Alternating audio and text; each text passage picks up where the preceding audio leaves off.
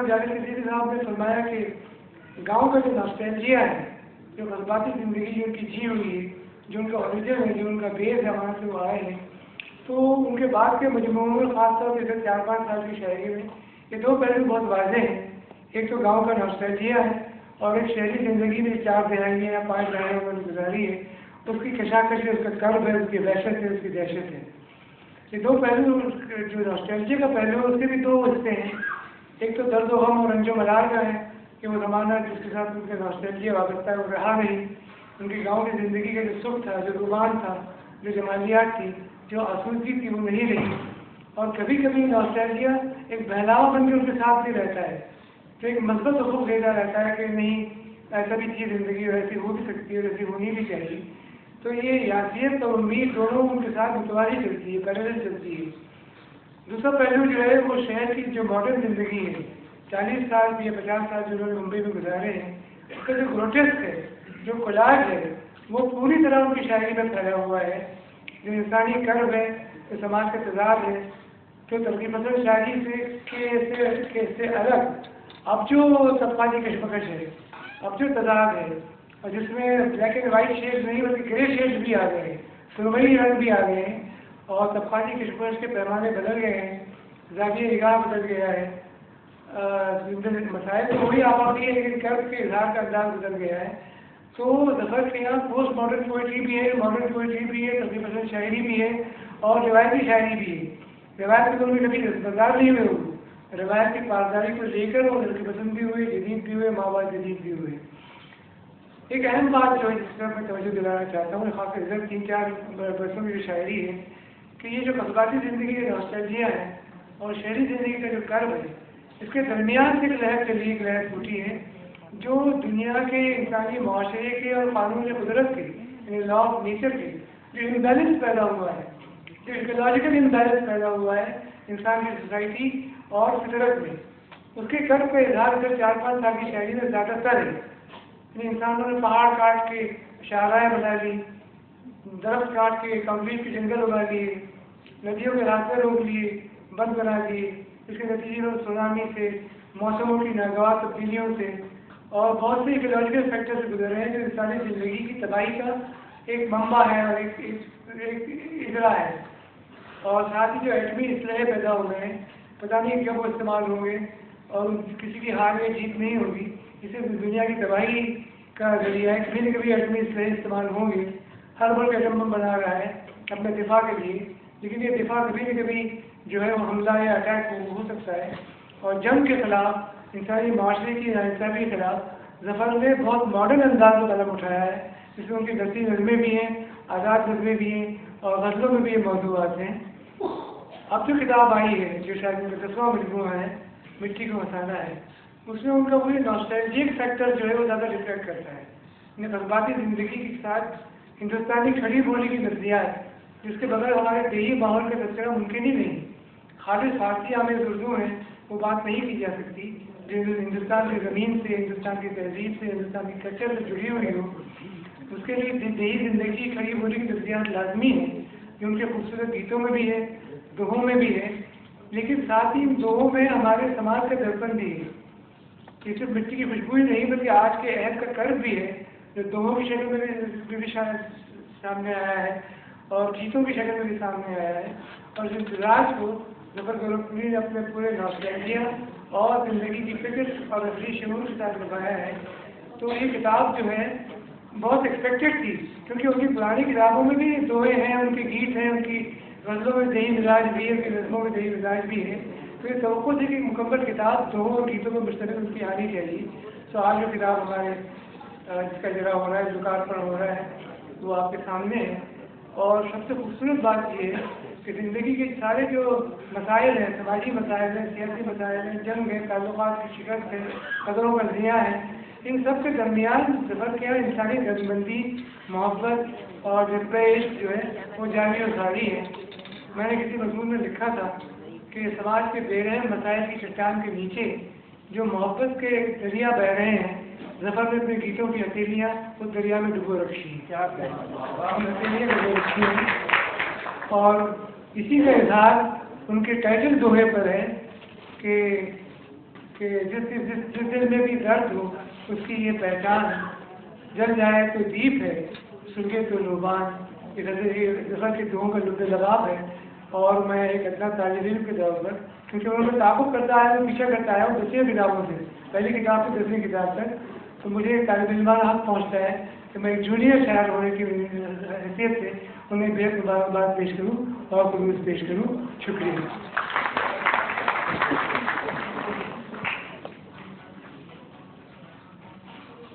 ये थे अब्दुल अहद साहब।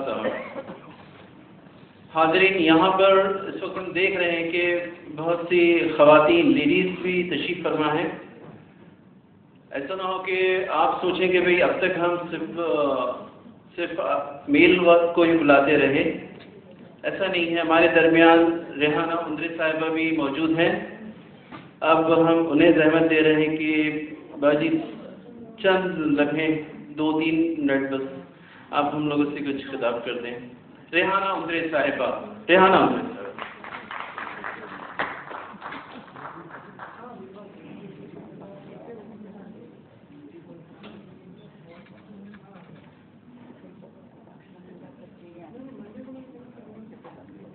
न मैं शायरा हूँ न अदीबा हूँ, भला मैं ज़फ़र भाई की शायरी के ताल्लुक़ से क्या बात कर सकती हूँ जब यहाँ इतने जय्यद और आलिम लोग बैठे हुए हैं। मैं सिर्फ उनको मुबारकबाद दे सकती हूँ दिल की गहराइयों से। मैं ज़फ़र भाई की शायरी को बेहद पसंद करती हूँ। मैं अदना सी बंदी हूँ जो उर्दू की खिदमत करती हूँ, और हर उर्दू के जो जश्न होते हैं उसमें मैं हाजिर होती हूँ, और मुझसे जो कुछ खिदमत हो सके उस शायर की या अदीब की वो मैं करती हूँ और करती रहूँगी। बहुत बहुत शुक्रिया।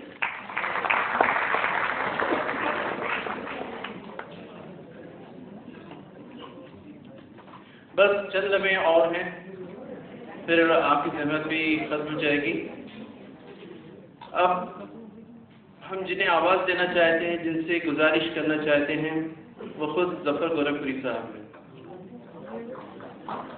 सर, आपको बताएं कि जब से ज़फ़र गोरखपुरी साहब से मिले, उनके बहुत से अशार सुने, याद करने की कोशिश की। अभी अलग बात है कि याद ना हो सका, लेकिन एक शेर ऐसा है जो अक्सर जब हम कभी लगता है कि कोई परेशानी है या कुछ समझ नहीं पा रहे, तो एक शेर उनका जहन में आ जाता है।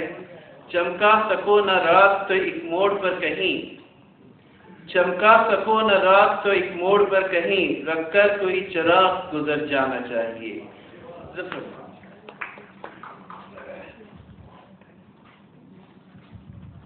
मोहतरम दोस्तों,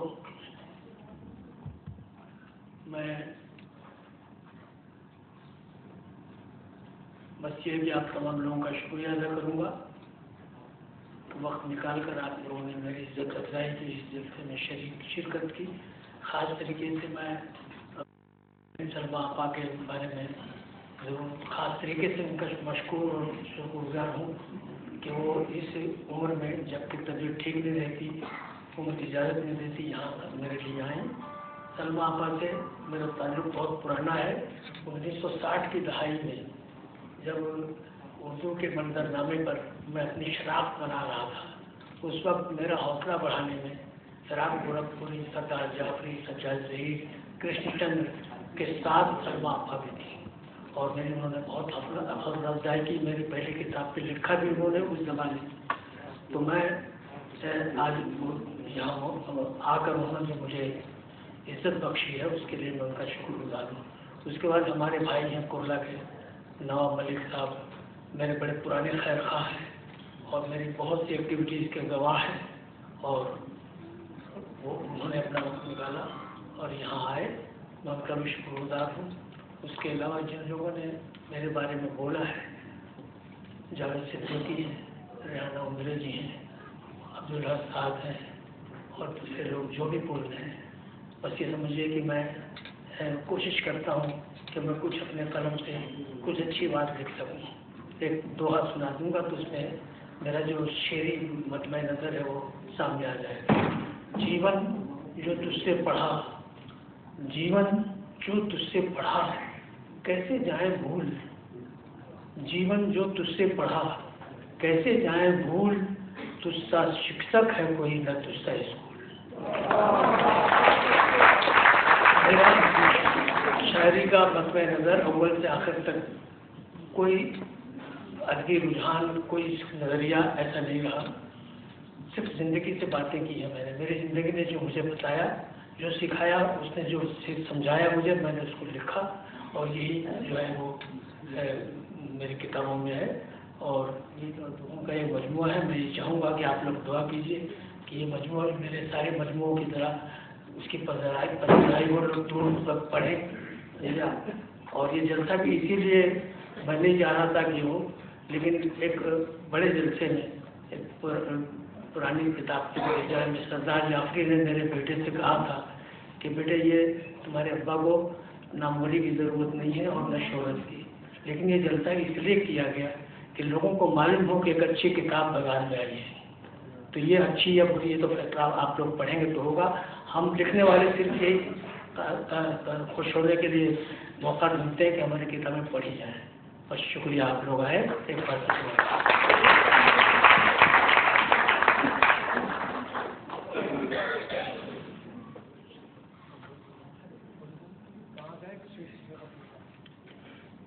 शुक्रिया जफर साहब।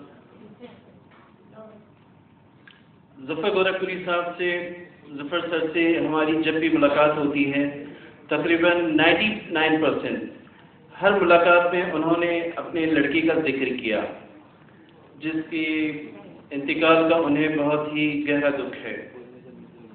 हम जब ये किताब इसका मिट्टी को हंसाना है इसका उन्वान सुना तो यही सोचते रहे कि वो शख्स, वो बाप जो अपने बेटे की याद में हमेशा गमज़दा रहता है, उसके जज्बात ये हैं कि वो खुद गमज़दा रहकर मिट्टी को भी हंसाना चाहता है।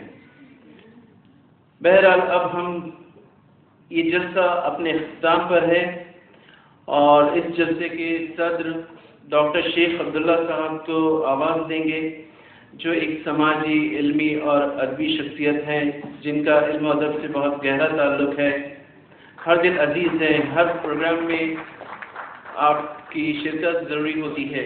बस चंद शेर डॉक्टर साहब, जो खुलूस और रब्त का कायल हुआ, जो खुलूस और रब्त का कायल हुआ, वो अदब की बस्त में शामिल हुआ।